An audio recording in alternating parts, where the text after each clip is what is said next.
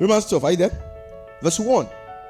I beseech you, therefore, brethren, by the mercies of God, that you present your bodies a living sacrifice, wholly acceptable unto God.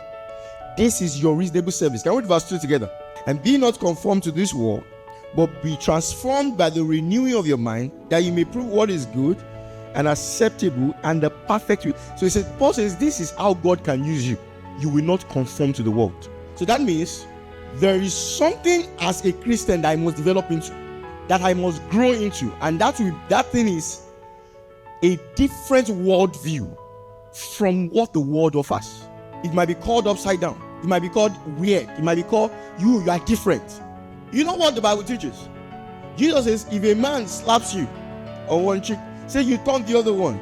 Now, of course, that doesn't mean someone gives you a very, heavyweight, gives you one, say, your jaw might be upset.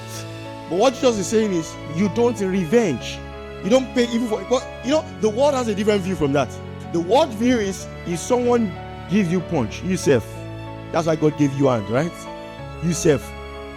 Help him find one nice, mature punch. You will know that you are not to be messed with. Nah. The Bible teaches separately. Now, you can look at that and say, that's weird.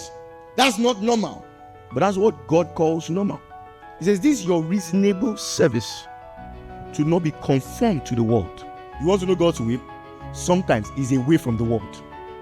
Christianity, following God, has its own way of life, and necessarily does not align with what the world says.